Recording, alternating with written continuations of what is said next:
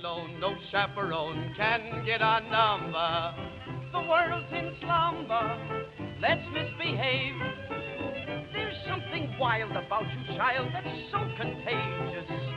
Let's be outrageous, let's misbehave. Guest speaker by Film Society. Kristen Lopez is an entertainment journalist and editor of The Wrap. She is a regular contributor to TCM, most recently introducing the film Mildred Pierce last month.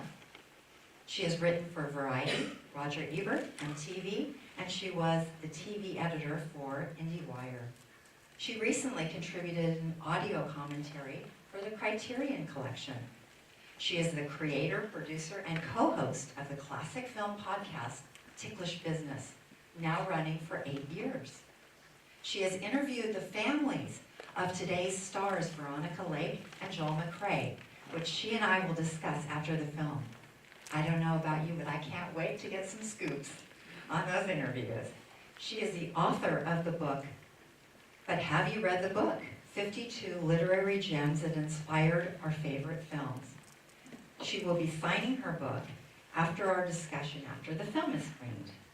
Please join me in welcoming Miss Kristen Lopez. Hello, everybody. I'm so thrilled to get to be here talking about one of my favorite screwball comedies, probably one of my favorite movies of all time. And I'm so thrilled that we're all here to experience Sullivan's Travels from 1941. How many people are watching this for the very first time? Oh, it's a pretty good amount of people. You guys are in for a treat. I'm kind of jealous. You guys get to experience this for the first time. I can tell you the first time I watched this movie, I was a budding classic film fan who had a lot of free time because I was in college. And I watched this movie having known that it was an inspiration for the Coen brothers' Oh Brother, Where Art Thou. You'll figure out pretty easily where they got the inspiration from. And I wanted to see why the Coens were so moved by this film, and I fell in love with it right away. It is both a send-up and a tribute to Hollywood filmmaking, as well as the power of comedy. Sullivan's Travels is a movie about why we love movies, for their power to inspire and to act as an aid to transcend our circumstances. It's also about the power of comedy, and how often an ability to draw a laugh helps more than drawing a tear. Though you might also be crying from all the laughter that you are about to experience over the next 90 minutes. Joel McCrea plays John L. Sullivan, a disillusioned movie director who wants to tell what he believes is a timeless classic about the downtrodden, entitled Oh Brother, Where Art Thou. But he realizes that, being an entitled Hollywood big shot, he hasn't actually experienced the life which he seeks to portray.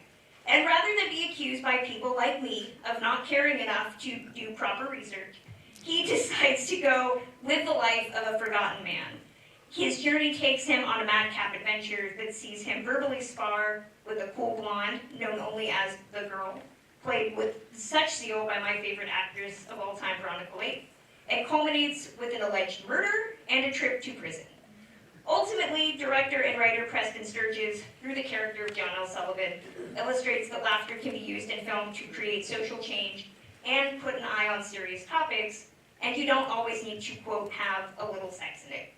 If you've seen the movie, you'll get that terminology. It's a really interesting movie to look at in the grand scheme of screwball comedies, because if you've seen screwballs of the 1930s, screwballs of the 1940s feel very different. And I'm not just saying that if you've watched The Thin Man and seen the amount of drinking that is not taking place in the later Thin Man movies. By the 1940s, the screwball comedy had undergone a really huge shift in the wake of the Great Depression coming to an end and the rise of World War II. Gone were daffy heiresses like Katharine Hepburn in Bringing Up Baby, and the out-of-touch old money families who need a member of the lower or middle classes to put them in touch with the type of people that they had forgotten. If you've seen My Man Godfrey with Carol Lombard, then you know the type of family of which I speak. People had seen the horrors of the Depression, and with an impending war, the lives of the rich and entitled, though good intention, didn't really strike the right tone. And because of the rising moral majority at the time, things like sexuality, drinking, carousing were kind of seen as not being something that they wanted to utilize in filmmaking for audiences of all ages. On top of that, the acceptance and full integration of the Hollywood production code had seen nearly every film end with the binary belief that good people prospered and bad people got their comeuppance. So the work of Preston Sturges, a screenwriter since the 1930s, but whose first directorial work, The Great McGinty, was put out in 1940, sought to acknowledge how that landscape had changed. Sturges had made his success, drop that paper, I'll get that later. Sturges had made his success being a Hollywood script doctor, whose fingerprints were seen in uncredited script work for features like 1933's The Invisible Man, 1934's Imitation of Life, the one with Claudette Colbert, not the one with Lana Turner, and 1939's Remember the Night. But as Sturges said about writing Sullivan's Travels, he wanted to eschew the preachy stories that he had been seeing, saying that films, quote, seem to have abandoned the fun in favor of the message. It's why the movie is dedicated to, quote, the memory of those who made us laugh. The motley mountebanks, the clowns, the buffoons, in all times and in all nations, whose efforts have lightened our burden a little, this picture is affectionately dedicated. It also helped that, like with the character of John L. Sullivan, Sturges, who was born into extreme wealth, was trying to tell stories about people who weren't like him, and he did not want to be portrayed as a Hollywood rich boy who was just making movies about rich people. Paramount Pictures gave Sturges $6,000 to write this script, and from there he set out to find his cast. Having known Joel McCrea previously, the role of John L. Sullivan was always planned for him, and really, when you watch the movie, it's hard to believe anybody else could have played the role. As Wyatt McCrea, his grandson, told me, Joel McCrea was just the epitome of a nice guy who was able to play opposite strong women as well as strong men and never be threatening or attempt to steal their marks or overshadow them in that way. He said that he would never be able to get a biopic made of his grandfather because he didn't do anything salacious. He was married to the same woman until he died and was just, quote, a boring guy. And I don't think he's boring at all, especially if you watch this movie. In the case of Veronica Lake, Paramount was really not keen on her. They suggested names like Ida Lupino, Lucille Ball, Frances Farmer, and Ruby Keeler. And I think what makes her work so well is that she is not the bright-eyed, apple-cheeked Ruby Keeler, nor is she the overly hardened Ida Lupino or Lucille Ball. She fits in this nice little niche in between both of them. But Preston Sturges had seen Veronica Lake in the 1941 film I Wanted Wings, and he really pushed for her to get this role, and it's probably one, not her best, but one of her best. Veronica Lake is now a forgotten name in Hollywood history, but it's impossible to ignore her cinematic contributions to the 1940s. Specifically, her famous peekaboo bang hairstyle, which she absolutely detested. Lake famously said, quote, "I never did cheesecake," meaning she never posed for the often stock Hollywood photos of actresses in swimsuits, or in the case of Ann Miller with an Easter bunny in her hat on her head. Quote, "I just used my hair." The Lake's acting was initially perceived by critics as cold and sterile, though she was 6 months pregnant while filming this, so I mean, I gotta give her credit. She was a deft comedian and really enjoyed playing comedy and wished she had done more of it.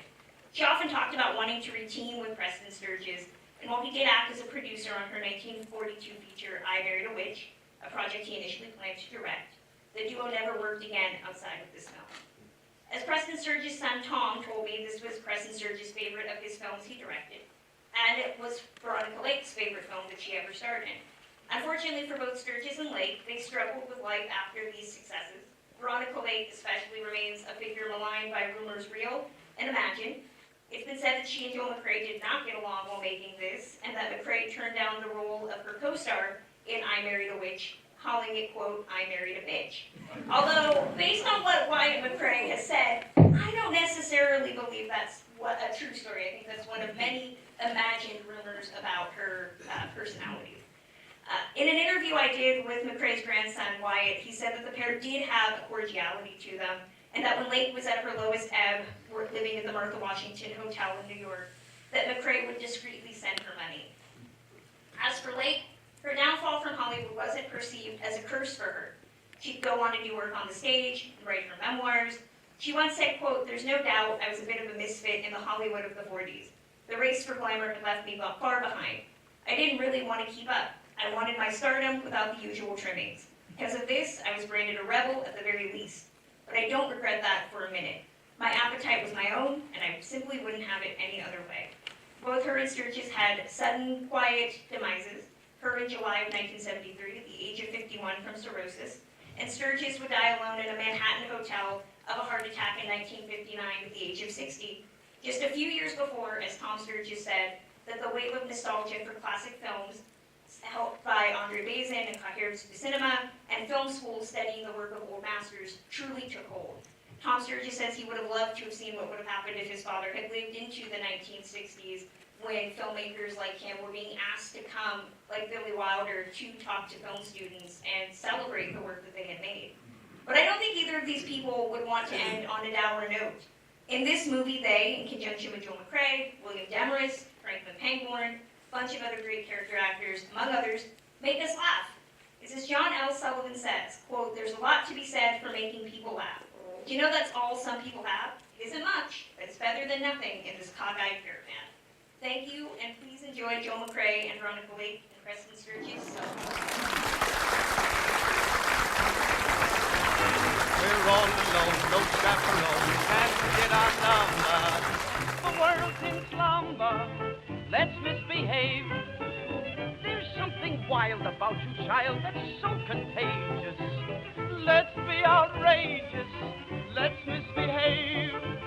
When Adam won Eve's hand, he wouldn't stand for teasing.